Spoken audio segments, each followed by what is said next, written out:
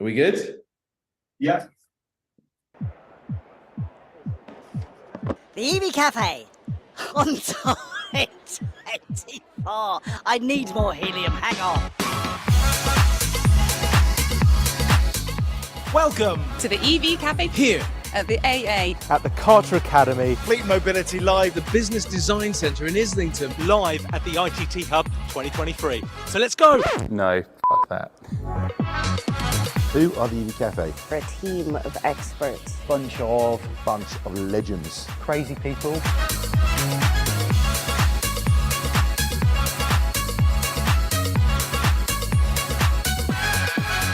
These guys are on tour in 24. And I'll be there too.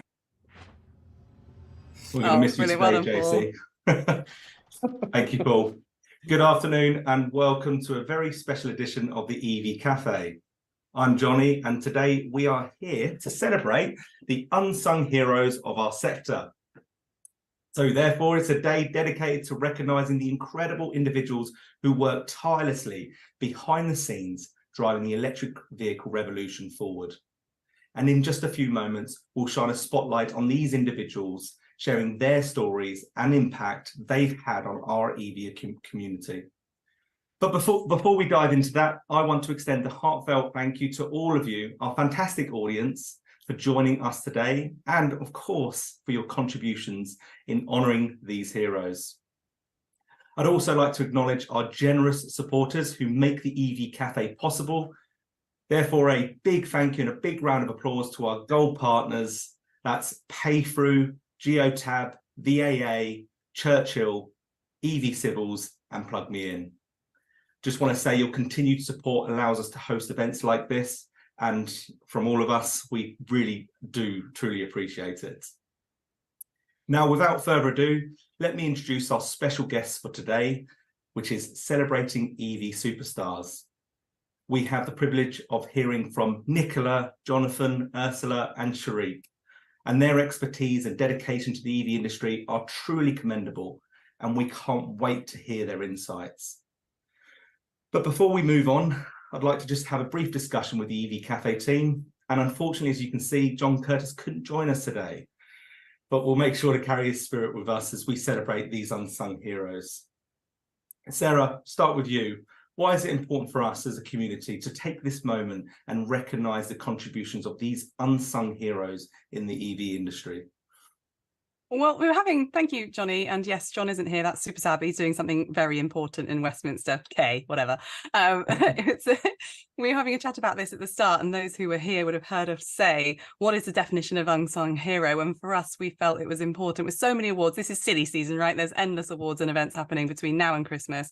And not everybody will be recognised in that process, no matter what you do for your day job. So this is about inviting you guys, the EV Cafe community, to submit to us the names of the people that you wanted read out today. So I'm very excited to get to the list. I think what it does is just show that we're watching, we're listening, and so are lots of other people, and we really value you and your scene in what you do, no matter what level you are performing in your role. Thank you, Sarah. And Sam, how do you think this recognition can inspire positive change and innovation within our EV community?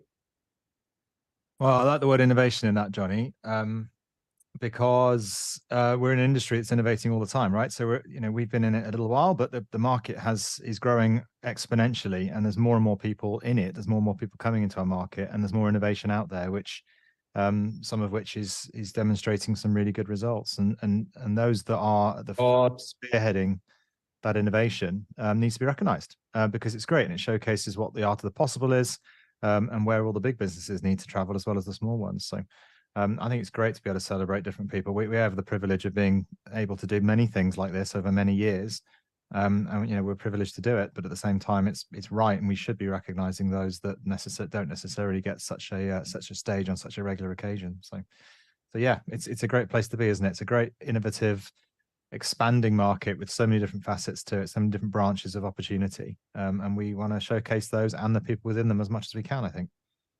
Absolutely, and that's something that we do. We celebrate the innovators in this industry, bring them to our community. So, and finally, Paul, what personally motivates you to be part of this celebration? Well, do you know what? I think what personally motivates me, I mean, that's the engine that we've all been unseen at times, haven't we? You know, and there are times I enjoy being seen. No, but that's it. So, and I think most people do. A lot of people have egos, but also people don't get those opportunities. And for me, you know, I'm in a company here today. It's one of our new sponsors, which we'll talk about again in another episode. But Dynamon, and they have people that are like physicists and, you know, data scientists and people that are just born to live in the background. That's their thing. But isn't it great when we get to lift up those people and allow them to be seen, where in many other you know, walks of life or many other situations they wouldn't be. So for me, I think people need to be seen. Thanks, Sarah, for I like to be seen. I do, you know, but I think it's a human need that to be seen at our core form. And I think it's important to have those individuals from those companies that are being seen. Because as you just said, from Dynamon, all those good people behind in the engine room making good stuff happen, but we don't know about it. So but Sam definitely likes to be seen in that shirt of his. Anyway, without further ado, we're excited to share the names of those who have earned a spot on our Wall of Fame of unsung heroes in the EV industry. But before we get started, I do want to emphasize that the entire team was involved in this very, very rigorous selection process. We were going to do a top 10, but we've added a few more for good measure, as we think all these individuals truly deserve the recognition. So the Wall of Fame, we'll go through that list now. Please give a round of applause for everybody that we read out. And we will be putting that on a separate social media post a bit later on today. So without further ado, and in no particular order, I guess I'll announce the first four, shall I? You go for it, JB. Yeah. So up first, we have the Women Drive Electric. So Michelle Refit and George Furman, they are the first two, shall I say, that have been nominated, and we think that deserve a spot on our Wall of Fame. The nomination is that they work hard to reach out to women to help them recognise and feel that they can make an informed choice in the move to an electric vehicle. So, yeah, big round of applause to you both. Second on the list is... We invest in some sound effects, so we're allowed to do that for the next time we do it. So should we go, woo, we need some kind of energy here. We could take some learnings from Greenfleet, I'm sure. Yeah, Cole, come and help us. Yeah.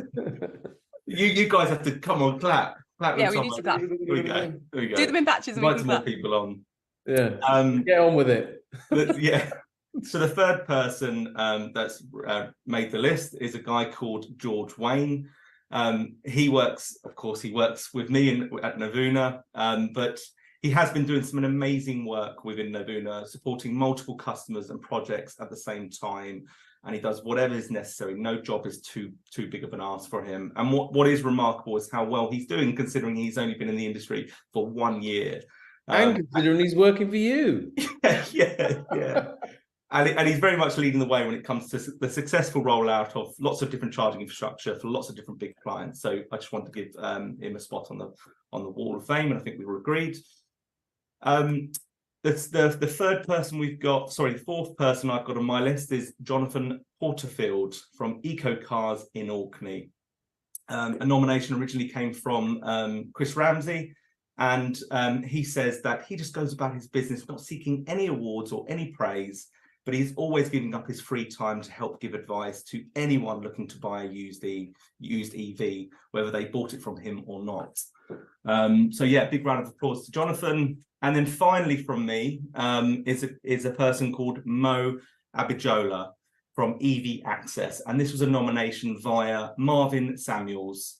And he just wanted to make this nomination for their continued work and passion in ensuring accessibility is at the forefront of all of the CPOs, charge point operators' thoughts. So that's my top five. Well so done, everybody. Top five. That's good. And then I'm happy to pass over to you, Sarah, for your top five. Well, it's Paul next. Okay, Paul. Apparently it's me next. Great. Well, do you know what? I'm just quickly scanning the list to say not sure I don't steal any thunder, but it is good to see Chris Ramsey on the call actually and live from Argentina. So big shout out to Chris. Mid expedition. But anyway, so my unsung heroes are number one, Alec Peachy. Now, Alec has got a bit of a profile in the industry now. We recognize that, but I think he has really stepped behind the sort of curtain of transport and energy and really just bigged up the industry. He's always talking about what other people are doing and what other successes are happening, putting out news articles and really helping fight FUD and always reporting the truth that is out there. So big shout out to Alec Peachy. Big round of applause for you, Alec. And also another person that we love here on the EV Cafe, but is doing an amazing job of bringing other people's stories to life is Liz Allen from Full Circle. Liz, you're a legend, bringing to life so many people's stories, really getting to the nuts and bolts and going on the journey of electrification yourself and helping others do that in a really simple and informative way. Fantastic job. Now, somebody that a few WhatsApp groups would know about is another guy called Ash Bannister. Now, I've actually had the privilege of working with Ash, and I know the quality of the individual that he is. But he's been quietly working away in Alphabet GB, another leasing company, kind of informing and educating all the staff there. And one of his team was keen to get us to give Ash a shout out. So thanks to Vicky Cranfield for that nomination. And another nomination from Chris. And Chris, you know, he's the front man for this big expedition. There we go. And he's nominating his cameraman. Now, they are true unsung heroes, aren't they? They're the people the other side of the very thing that, you know, promotes Chris and stuff like that. So it's great. This guy is Claudio Von Planta. And he's been involved with The Long Way Up with Charlie Boorman and Ewan McGregor. What a piece of work that was. Has worked with Racing Green, the first EV down the Pan American Highway. Peak Evolution, Swiss students that have custom built their own electric truck and are currently in Chile attempting to break the highest altitude world record. I mean, and this guy is recording all of those things, focused on the green innovations and doing an amazing job. So Claudio Van Planta, and that's my four: Alec, Liz, Ash, and Claudio. Well done, you guys. Hey, well done, everybody. Great to see the love pouring in as well. Who's next? Oh, and so it's now over to Sam. Oh, it's my turn. Excellent. Yeah, Yes. FD. Okay. So mine are first one is me. Andre Pino of Power. Look, Power card right there. The business partner of someone we do know very well called Neil Riddell, or Niall Rydell, as he likes to be called.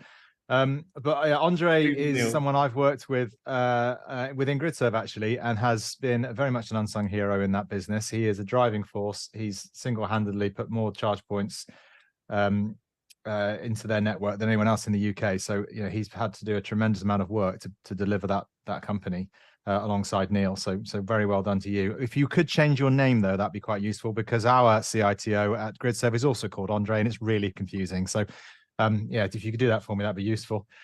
So well done, Andre. And then the other three are very much EV Cafe people. So Joe Bamba is our producer, Joe, as we often hear us talk about on our particularly on our news on a Friday. But he is very much, although he looks like Ed Sheeran, he really is his own person, and he's done a great job at pulling all the different bits of media stuff together for us. So he very much is behind the camera at all times, and thank you very much for being and doing what you're doing.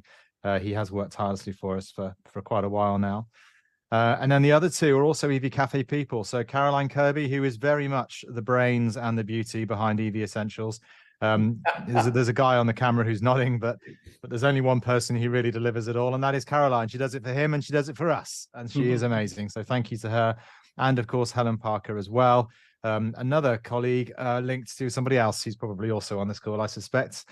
In another Parker within the Parker family. But Helen, again, does a huge amount of admin for us, a huge amount of prep and work that enables us to get on with our day jobs, as well as be able to deliver solutions for the EV Cafe. So So thank you to Andre at Power, and very well done to Joe, Caroline, and Helen within the EV Cafe crew, who are always there to help us out. So thank you very much. Definitely. And with that, I shall pass you over to Sass. Oh, amazing. We didn't give them a round of applause. So well done, everybody, on that section. It's so great. Make sure you read the comments. Everyone's just supporting all of these nominations. So I've got Joe Caesar from Fully Charged. Now, we really thought this was a great one because behind the scenes, we know how tirelessly she works. I've only met Jo once or twice, but I know that we all felt she really does need to be seen because of the work that she does to support that show and push it forward from behind the scenes. So yeah, huge congratulations, Jo. I don't know if you're watching, we'll make sure you tag you in. Second one was Aid Thomas. Now, Aid is not unrecognised, but we did wonder if perhaps he was unsung because he's incredibly disruptive, committed. I'm sure everybody on here has encountered him, be it through the EV Summit or e-bike world. There's the e-bike one, and there's also the World EV Day. So he's not unsung in the sense of not being known, but wow, he works tirelessly and in a very admirably disruptive kind of way. So I'm really pleased to see him on this list. Colin Boyton, Greenfleet, how could we have this list without you? You pulled together the EV Rally, the Greenfleet 100, and we're shortly going to be taking place up in Gaydon with Juice and the Greenfleet Awards. So fantastic that you are shown on there. Really well deserved. I know how many hours you put in with the team, the wider team, of course, but you are the figurehead in many ways. So congratulations. Anyone know Pam? Anyone heard of Pam? Pam Power Pam? Pink Pam Power from Power Hanlon. Pam Hanlon from Power. She is the ultimate Power Ranger. She's known for hunting business with electric vehicles that want a better way to charge in public. I know Pam's not been with Power for long, but she is certainly well seen and now very much sung. So congratulations. This next one got so many people contacting me about. Jordan Marston, congratulations to you. You have been nominated because you promote collaboration. You encourage each of us to lift one another up. And it says here, not least of all, fighting back against the anti-EV community. So that's absolutely true. I have never seen anyone with such tenacity to go at people doing fear, uncertainty and doubt type posts. You just cut them down. So congratulations to Jordan and everyone who nominated him. And the last one on the list I've got here is Paul Thorley. Now, he is in the vehicle consulting market. This was sent in so that he didn't have to nominate himself, but let it be known, his work in EV is tireless. He sent me some information on that last night over in the Isle of Wight, really breaking down boundaries for smaller businesses looking to get into EV. And according to this, his posts are hilarious. So I will be looking up Paul Thorley and following his posts. Round of applause, everyone. Well done. So nice. Well done to everyone who made the EV Cafe Unsung Heroes list. Social media posts to follow. I'm looking at the time and I'm thinking that we should get on with the show and actually sat over to Sam to welcome our first guest speaker. But I've just noticed he's come off camera. Oh, he's come back on with messy hair. Over to you, Sam. Sorry about that. Modern world, doorbell rang. What can I do? Your chair. I'm pleased it was the doorbell. So yeah, that was awkward. Clearly sorting his barnet. Yes, thank you, Colin. Yeah. Screenshot later. Yeah. Okay. Right. First introduction. Nicola. There she is. Amazing. Right. Nicola leads Churchill Expert, which partners with organizations to provide commercial insurance solutions to their customers, helping motorists and fleet managers be confident about their transition to EV as one of the main objectives. Since 2019, she's been supporting motor organizations in offering different ways for motorists to access vehicles such as car subscriptions and electric vehicle salary sacrifice, where insurance is included in their monthly price, as well as offering fleet insurance for EV fleets too. Little known fact, she loves tap dancing. It's a great way to de-stress, she says. I can think of no other way better to stress me out than to attempt tap dancing. But if you enjoy it, that's good news. And as well as the wonderful Nikki, who never stops smiling, I hasten to add, which I should have also put as a fun fact. Jonathan Jenkins is also with us. Hello, Jonathan. He leads innovation for Motability Operations, the largest car fleet in the country with 710,000 customers in vehicles. His day-to-day is spent supporting disabled people make their transition, and they already have a fleet of 35,000 EVs, and it's expected to more than double in the next 12 months. Wow, that's a big number. As well as testing future concepts of Motability to ensure they are being designed for all. Little known fact, and this is good, I like this one. He's only met one woman strong enough to give him a piggyback. He doesn't want to name any names, but she may be part of the EV Cafe. After a shocking amount of pints and pre-kebab. Amazing. Yeah, I think it was 4 a.m. in the morning for about Yeah. 2 miles to a kebab shop. So fair play to you. Wow. Oh, That is That's skills. no mean feat. Well, welcome both of you to the show. It's lovely to be doing an event like this and talking about events and everything that we're up to. So by all means, give us some feedback on what you guys have been up to. Thanks very much, Sam. Really pleased to be here and talk to you about what Churchill Expert is doing. So as you said, Churchill Expert works with businesses to provide insurance solutions that support them in taking advantage of the changes that are happening in the motor market even, and the transition to EVs. Clearly, we're all going through a significant transition at the moment, and clearly from an insurance point of view there are challenges as well, which I'm sure are top of everybody's mind. So going back to my tap dancing, I'm definitely doing quite a lot of tap dancing to de-stress at the moment. So as I sit here and sort of think about what Churchill Expert's doing today, there are definitely challenges and also opportunities that we're working through. Clearly, as I said, probably the one that is most top of mind at the moment is insurance pricing. So, as has been reported in the press, I'm sure some of you saw Martin Lewis's programme last week. Insurance pricing is going up significantly at the moment, not just for EVs, but ICE vehicles as well. And those increases continue. So just to give you all a sense of that, the Association of British Insurers last week reported that, we're still seeing claims costs go up significantly. Just in the last quarter, we've seen parts costs go up by 16%, labour costs go up by 15%, and other costs, mainly driven by energy costs, going up 46%. So, as a whole, costs for insurers are going up, and clearly that's impacting pricing. Challenges and opportunities, I think, are very much prevalent in terms of the world of EVs. So, clearly as insurers, we've been insuring ICE vehicles for probably at least 100 years. We've been insuring EVs for probably the last decade or so.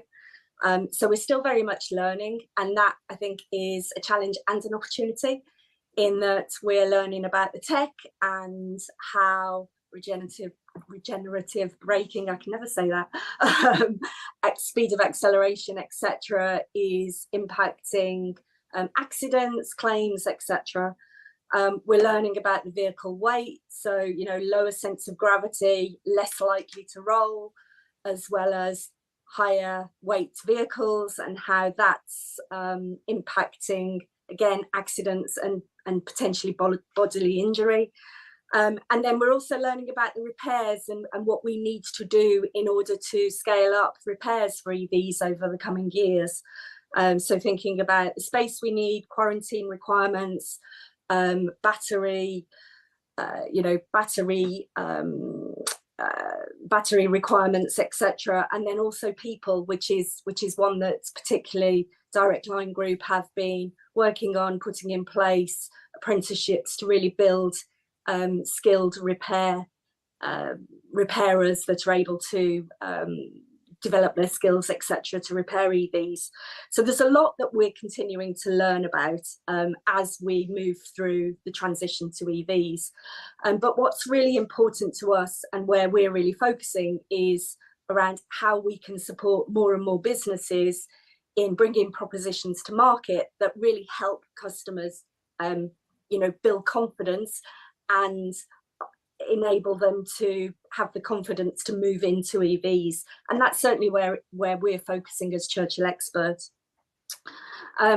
So, over the last few years, as I said, since 2019, we've been working with businesses to ensure new types of propositions, salary sacrifice being a really important one, as is car subscription. And that absolutely continues. So we see salary sacrifice as probably being the most important way to encourage more and more people, motorists, to transition to an EV. And so this year we've been really pleased to start working in partnership with Drive Electric, who are offering SME customers the ability to set up salary sacrifice schemes for their employees. And they are promoting that through Lloyds Bank and EDF Energy. And we've been delighted to work with them on this. It's a really important initiative in order to support more and more businesses in setting up those schemes.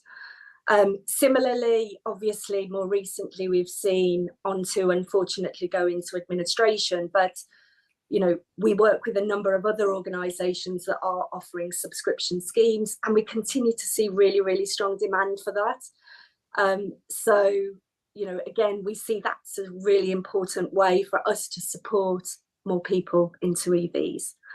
And then finally, we're also offering fleet insurance for EV fleets, and this year have started working in partnership with electric car leasing as well.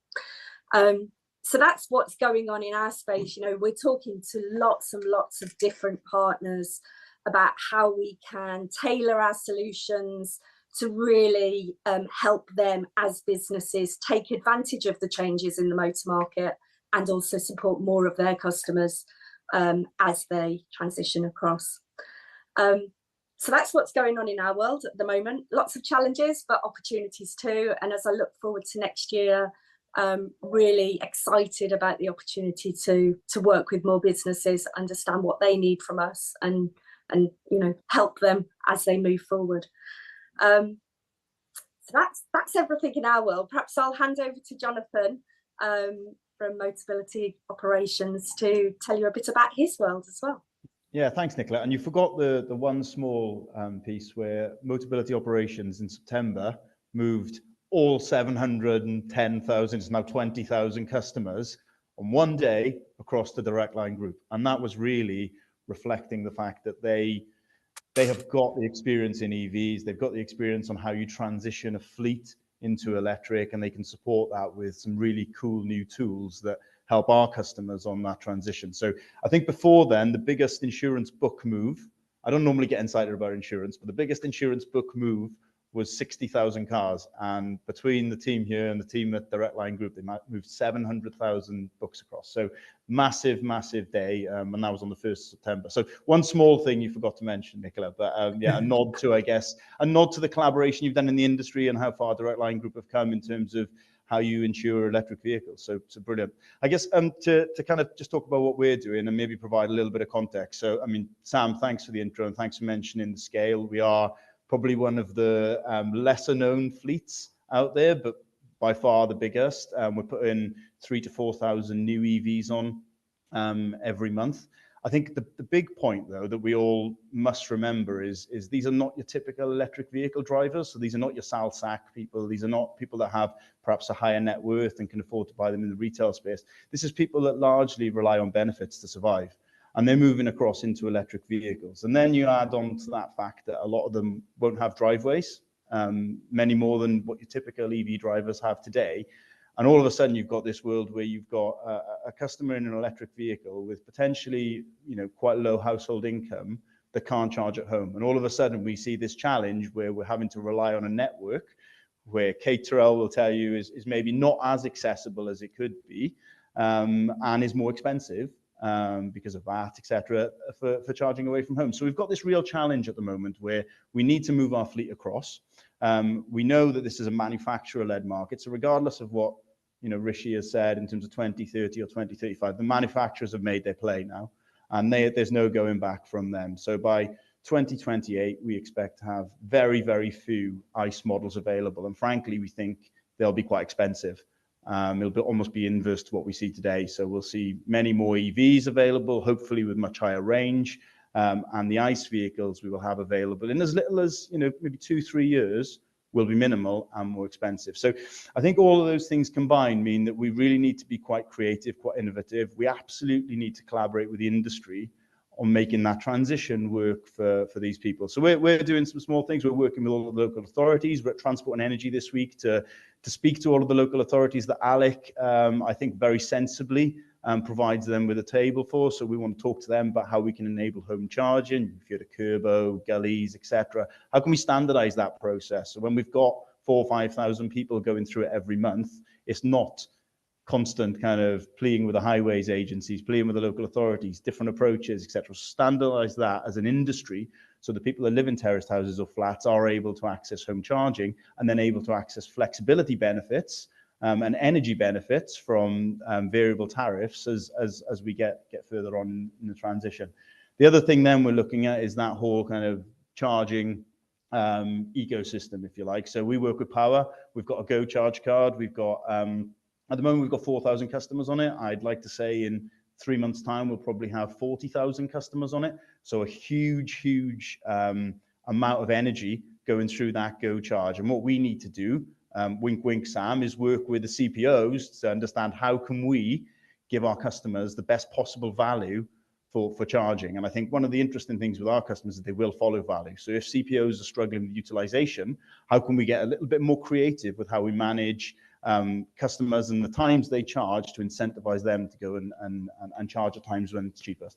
And we're also working closely with the likes of Kate to understand how can we use our scale to be able to provide customers with the right level of information about the accessibility of charge points. And I get all of the challenges, I completely get it. We can't, you know, at the moment, we cannot simply build something that works for everyone. We haven't got the space, we haven't got the time.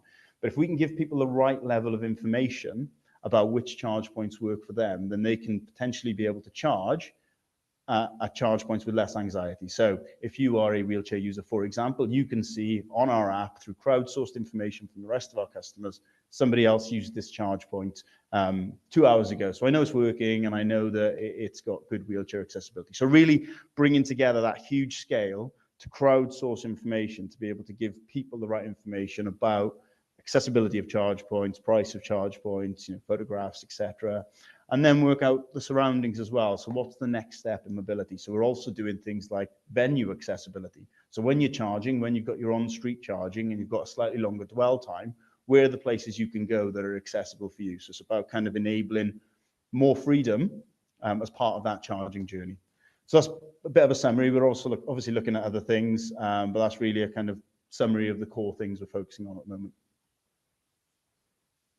Johnny's on mute. Johnny's on mute. Brilliant. Brilliant. Thanks, Jonathan. Well, I'll just take over because Johnny's on mute.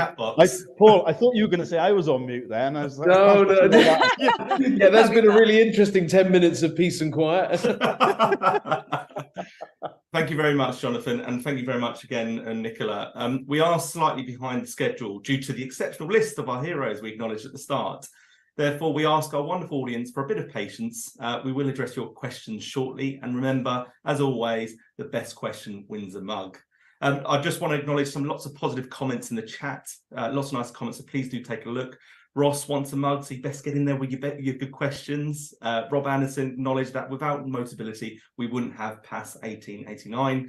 And you're both legends, according to Kate. So lots of nice comments in the chat. But I will say, Jonathan and Nicola, please stay on so you can be part of the mailroom shortly. But for now, we must go to Sam to introduce our next guest speaker. Over to the man in the loud shirt. We must go, Johnny. We must go. Firstly, thank you, Nikki and Jonathan, for that. It's really, really useful to hear. And please do, everyone, keep putting questions in the Q&A for later because there's some stuff in there already, which is great. So the next two guests, I don't think will quite have the same contribution in terms of speeches, but similarly, we really want to hear about them because it's all about events. It's about the stuff that's going on in the shorter term in terms of what's happening out there on an events perspective. And this next guest, Ursula, is probably very much defines the unsung hero because she's one of those wonderful ladies that's there at the background, doesn't often go in front of the camera. She's going to do it today for our benefit. So please, we're looking forward to having her. Ursula, whenever you're ready, please do turn your camera on. Meanwhile, I shall do your introduction. Ursula has been working in the event sponsorship for nearly 30 years, although it's hard to believe, on everything from finance and defense events to grand designs and the Ideal Home Show. But since February, she's been working at Greenfleet. Unfortunately, that means with the certain Colin Boynton. I just added that. That's not in the list. On the live event side. including EV rallies, the Net Zero Roadshows, and upcoming Juice and Green Fleet Awards, primarily working on new business and forging relationships with companies that are taking net zero targets seriously and wanting to shout about it. So, fun facts. She's got 2, actually. Growing up, she moved around loads, living in South Africa, Australia, and New Zealand, which has resulted in a rather Antipodean-ish accent. And we need to try and encourage her to say the word off, apparently, because for that very reason. So we'll look forward to that. Number 2, which is more of a fun fact, really. She met the Queen when she was 16, and she sung on stage with Michael Jackson when she was 5. And she's also promised to sing a little bit for us. No, I'm kidding. She has That's so brave. Go for it. yeah, it's pretty cool. But Ursula, very welcome. Thank you very much for joining our Merry Crew for today. Yeah, like I said, we're not expecting loads and loads of speeches from you at all, but it'd be great to hear a little bit about, what events you've got coming up and what we all need to look out for, because they're all obviously well publicized, but it's great to hear it from you and what the guys are up to. Yes, thank you very much for having me. As you know, this is not my forte, not like Paul, who likes to be in front of the camera. I'm one of those ones who wants to be behind the camera and behind the scenes. So yeah, I mean, I've been working in at Green Fleet now since February and absolutely love the industry and getting to know everybody. It is like a big family.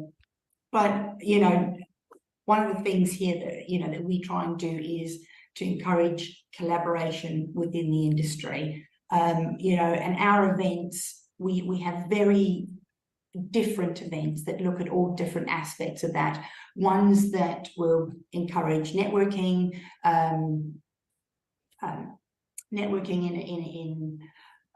at a live event. Then we have others that are more intimate, which will be kind of surgery type events, and others that recognize what people do in the industry, like we have the GF Awards that are coming up, which will recognize everything from IT innovation, mobility, leasing cars, different manufacturers, from your EVs to the HGVs and everything in between, and as well as the people who are involved behind the scenes, because we feel a lot of hard work goes into it. So we will recognise the various different fleet managers as well across public and private sectors. And then, of course, we have, I'm sure you're all aware of it, is the GF 100 in January, which is not something I've been involved with before, but it does seem very interesting. I think a few of you are already on that list. But that is a way that we can, as Green Fleet, can recognise people within the industry who are doing their bit and being heard, and recognising that contribution that people are making. As Green Fleet, we are a media platform and live events. We're not new to the industry. We've been around since 2005, right at the very beginning when Toyota brought out their Prius. We were around, and next year is going to be our 20th year doing the awards. So it's big time coming up now. With regards to other events that we're working on, we do the EV rallies, which are brainchild of the one and only Colin Boynton. And who? Yeah, that one. Unsung hero. Heard of him? Yes. So he's the security guard, isn't he, on the when you go to the Green Fleet Awards? Is that... yeah, so he came up with this little idea to have a rally back at COP26, and it has grown and grown and is really big. We've got quite a few people wanting to get involved. It's gone from a little rally that had 10 vehicles in it to now having over 50 vehicles in it. This year's event, again, was bigger and better than the year before, and next year's event is looking to be even bigger and better. We've got companies wanting to come on board and take out 3-year deals with us to get involved with it because of the scale of where the event has gone. it's, you know, with the success of the EV Rally, we've now also been approached by various different governments. We have done EV Rally of Scotland as well, for a few years. And what we found with this year's events is that the Irish government and the Welsh government have approached us and said, we want to get involved. We want some of this. Can you bring the rally to us? So next year, we'll actually see Greenfleet taking the EV Rally to each of the different areas, which will then be called the Celtic Series. So we will be hosting a Greenfleet Rally of Scotland, a Greenfleet Rally of Ireland, and the Greenfleet Rally of Cymru in Wales. These routes are all being plotted at the moment. We've got Colin working hard in the background. Ursula, if somebody would like to get involved in any of these rallies or events or nominate themselves to the Greenfleet list, where can they go? They can go onto our website, which we'll post down below. Okay. We'll do that. Yeah, get busy, go. We have a couple different sites. Here we are two different companies. We have a media side of the business and a live event side of the business. So there would be two different links to get involved with. But with regards to the rallies, they can contact both Colin or myself, which both our details are on our website. And with regards to the events, nominations are now, or entries are now closed for the Greenfleet Awards, which is coming up next on the 7th of December. So that's very exciting. We launched our shortlist a couple of weeks ago, and as a result of that, we are actually now fully booked, sold out for the evening, not a spare seat in the house, I'm afraid. So we're very much looking forward to that. Waiting lists at the ready. So with regards to the GF100, I believe that will open soon, and people can kind of send through who they want to nominate for the Greenfleet, for the Greenfleet 100. Thank you very much, Ursula. Thank you. Any more information, please do stick in the chat box so our audience can review. Contact details, websites, that kind of thing. And thank you again to the wider Greenfleet team. Keep up the great work that you're doing. But before we open up the mailroom with Paul, because John isn't here, I'd like for us to go to Sam to welcome our final guest speaker for today. And we are running behind on time, so please do warn them that they have a maximum of 5 minutes and no more before we must cut them off. So Sam, over to you. All right, then. So, Sharik, if you're there, could you show yourself, please? Sharik Abdul-Hai is the CEO and at Valiant Business Media, the organising company behind a number of events, including the London EV Show, which has been in the industry for over 18 years now, leading and managing teams, organising B2B events across the world. Fun fact, he is a serious cricketer, club cricketer. And he plays for a club called the Water Orton Cricket Club, which, of course, we've all heard of. And spends his Saturdays during the season away from his family, convincing his wife and daughters each week how important cricket is. So given that the World Cup is on, and I think India are playing as we speak, I'm sure you're very much got BBC Sport on the other tab, Sharik, but very welcome. As Johnny said, we are running a little bit behind. My apologies for that. So, but if you would like to, you have come on screen, so brilliant. Hello. And just give us a quick overview of London EV Show, which is obviously coming up. Is it next month or this month? I forget now. Where are we? Later this month, isn't it? Mm-hmm. Yeah. End of this one, Sam. I'll be very quick. Thank you very much for the introduction and welcome everyone. It is in a couple of weeks' time, and it's a bit nostalgic, to be honest with you. You know, it just brings me back to 2021. I think we're a similar setting, and we were launching the event with COVID all around us, and but it was a good start nonetheless. So we're into the third edition now, from the 28th to 30th November at London Excel. The event, again, thank you to all the contributors, you know, over the last couple of years, exhibitors, sponsors, delegates, visitors. The event has really gone from strength to strength. What we are looking at this edition is close to about 225 exhibitors, not only from the UK or Europe, but from a number of other international regions. Strong government support this year, covering Ireland, Scotland, England, and we expect a number of foreign governments as well, because I think everyone is really keen about the policy side of things and people want to hear, so we welcome them all. The website is www.londonevshow.com. So if you haven't got your free visitor pass, please go onto the website and register for one. But very exciting. You can imagine in the last few days, it gets a bit busy, ups and downs, but I think we're genuinely looking forward to an excellent show in about a couple of weeks' time. Thank you very much, Sharif.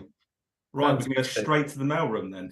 Indeed, and Sharif, you'll be pleased to know there is a link in the chat that if you want a ticket, just click that link and you will go straight through. But we're really looking forward to it. We're going to be the EV Cafe Village there again, which is going to be exciting. We've got 5 of our partners joining us.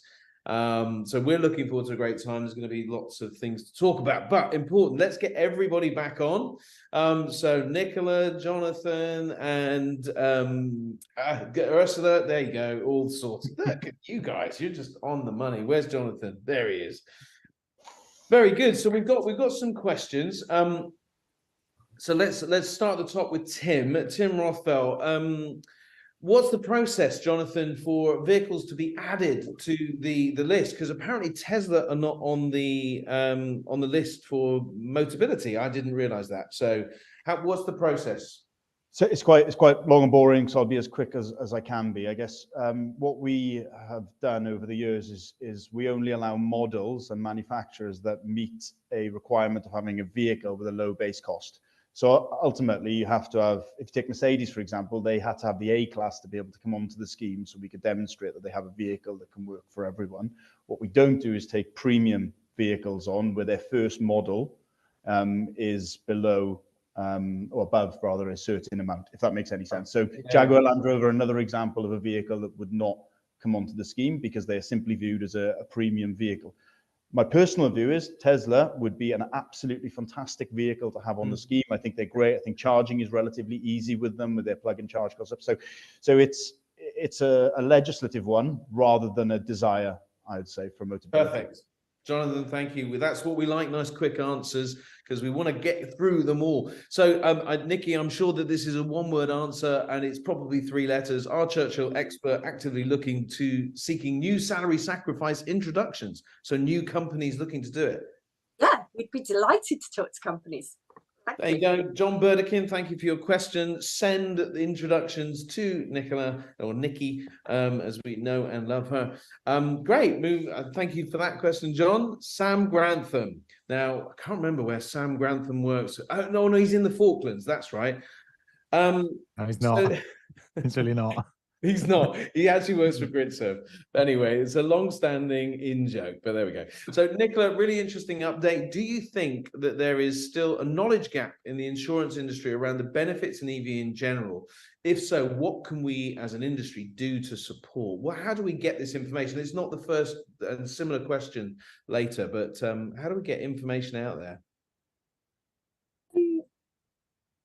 I think there's still learning for us to do as an industry, and certainly for us as Churchill Expert, that was one of the reasons why we wanted to partner with the EV Cafe, and the team have done a lot of internal education events for our teams across Direct Line Group related to EVs, which I think is incredibly helpful.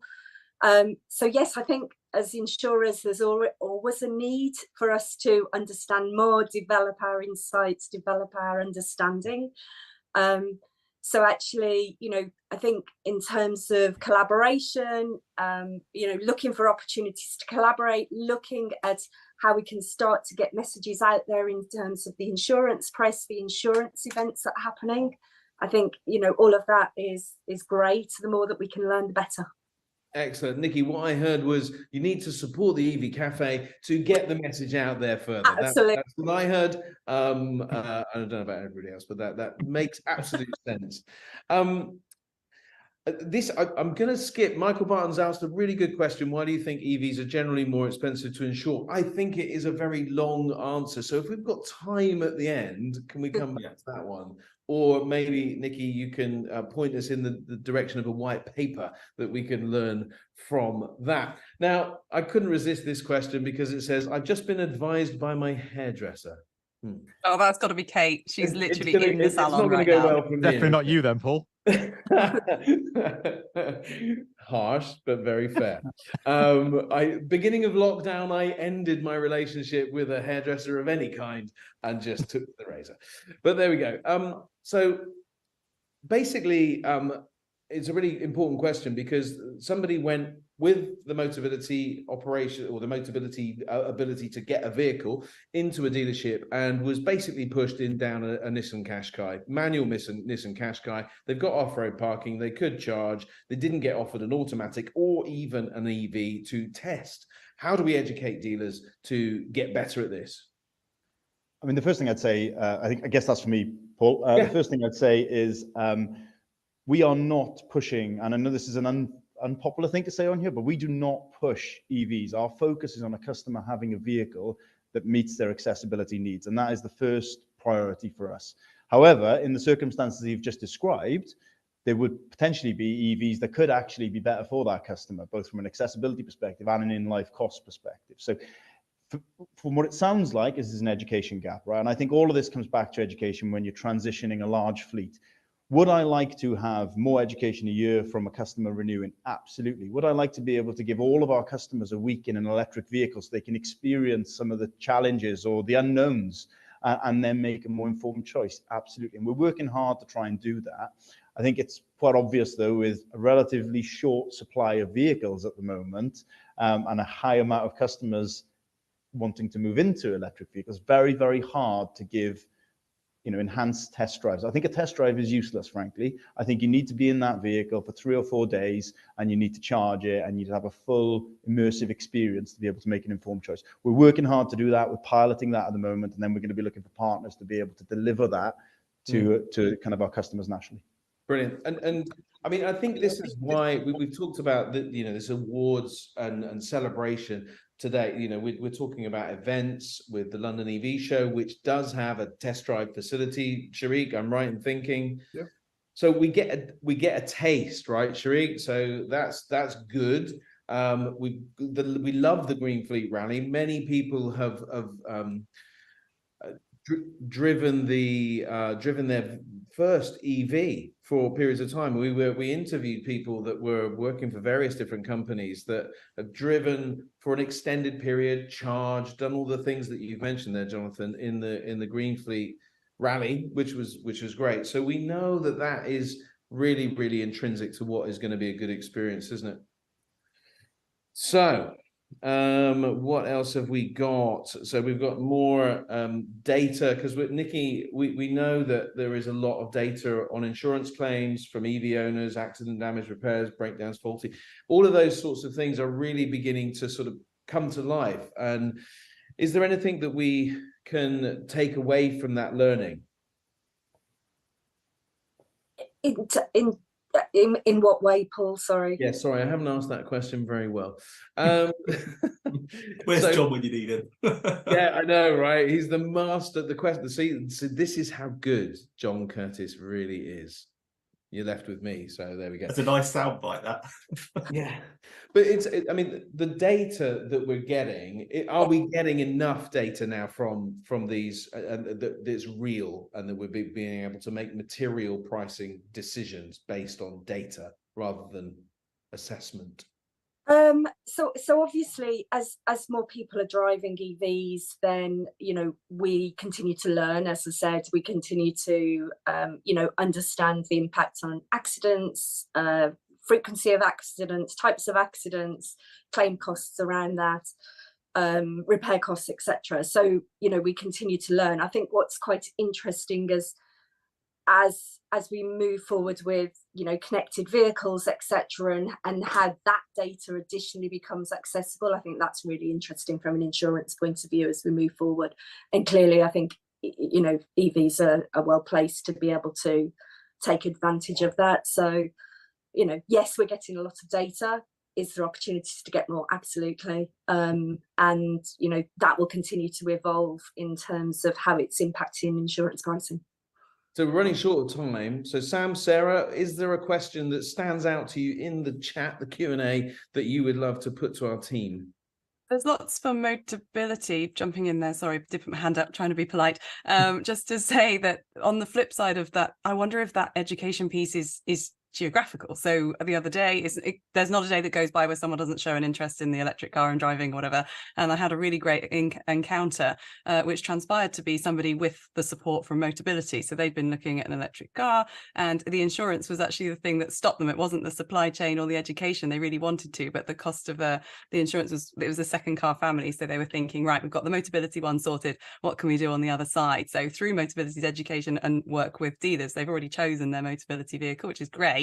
But the other car they now wanted to, but the insurance was stopping them. So they're looking at keeping the diesel and getting the electric on Motability. So we had on the news, didn't we, that prices can jump to treble. And Nikki, I know that you have really helped us with this. What are the main sort of reasons that you see that insurance goes up? You mentioned repair costs and also data.